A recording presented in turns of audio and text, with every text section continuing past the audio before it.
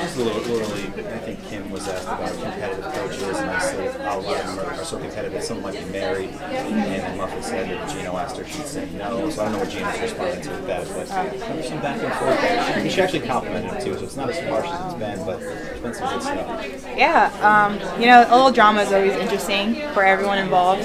So, like I said, emotions are really high between good teams because there's always the are we going to win or are we going to lose, and so obviously it was over to the coaching side as well. In their locker room before, they didn't want to talk too much about it. They just want to say it's basketball, it's another team. Can you figure out why they would do that? Notre Dame did. Well, Yeah. I'm sure they don't want to give props to specific players. Is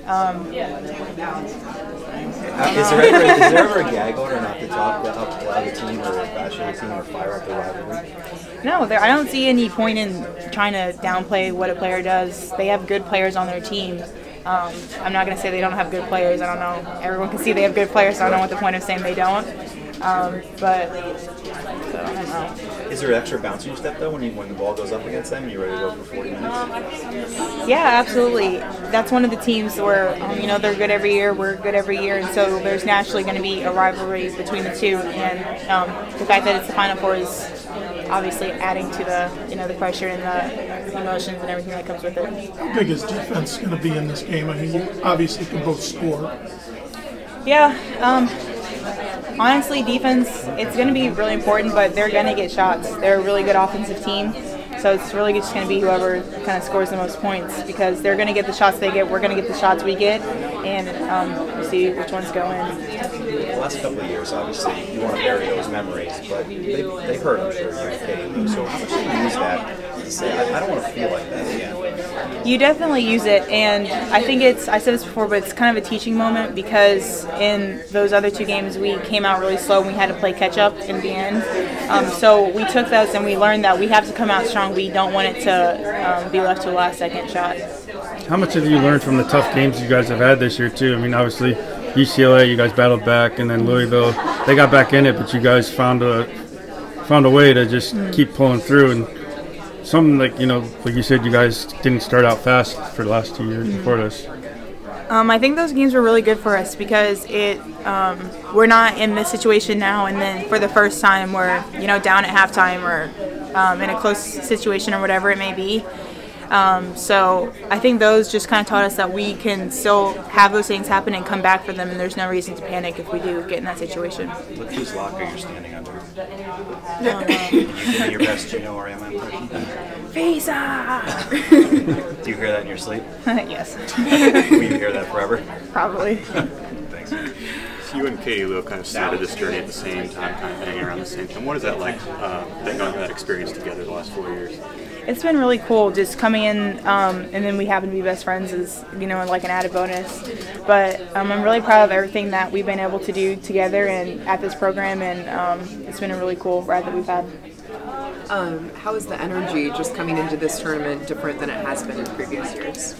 I feel really good with where our team's at and our team chemistry and everything, and the fact that it's my last time doing it, it's just an added kind of incentive that we need to get the job done. And you feel that way every year, but knowing that there's no chance for us being here even next year, well, for me, I mean, not for you. sorry, let's clarify that. For me being here next year, it's just makes you kind of appreciate everything and make you want to put everything on the line in order to win it. This seems, I mean, this is totally subjective, but from the outside, it seems like you guys are having a little bit more fun in a weird, even just on social media or with the kind of news that's come out, you guys are a little more outspoken, and people sort of have this idea of what UConn is like. I don't know. Have you felt a difference in the way that sort of you guys are portraying yourselves? Yeah, everything about this year has kind of been different than the past years that I've been here. And I think we are, I wouldn't say we're outgoing. Gabby and Kier are the most outgoing people I know. Sure. But just, I guess, a little bit more free, and we're kind of embracing that we're different than past UConn teams, and just rolling with it, I guess. Yeah, like the album cover. Yeah. Who's we have a great that? media person. Oh, okay. Anna's really funny. So who's more sentimental? You were looking. Who's like? I think I'm more sentimental. We're never gonna do this again. Are you in that mode yet? We're sentimental in different ways. I'm sentimental where I like to keep things, like keepsakes, and she doesn't do that at all. Like, I'm keeping all my scouts from this year. And she's like, why would you do that? I throw them away right away. But we're both kind of just taking the moment and realizing that this is our last time being here, and everything we've done this year is like a last for us at UConn. So I think we're both sentimental in that way. So it's going to be a really quick turn to the draft. It's only 3 days. Yeah. How is it to try and focus on this, but maybe even have a little part of you get to be excited about that? It's obviously an exciting thing and something you can't help to think about, but it's easy to stay focused on this weekend because it's what comes first, and it's something that you work for your whole college career. So it's really easy to stay focused with it. But you're excited about it? Yeah, of course, yeah. Is there something you guys can take from the game in December, or is it's December and now it's April, it's Final Four?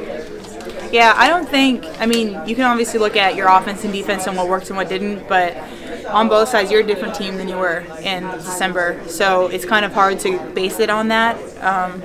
So there are things you can learn, but you have to know that they're coming with a whole different mentality, and so are we, and that the team has gotten a lot better than they did in that first game. So maybe the experience of playing in the game be good for back then the younger people, because it probably felt like an NCAA tournament game in December? Yeah, I think it is. And, playing a team multiple times is always hard, but it was good for them, especially because, like you said, you kind of get a feel for how this game is going to be with, the crowd and the team and just the atmosphere and everything.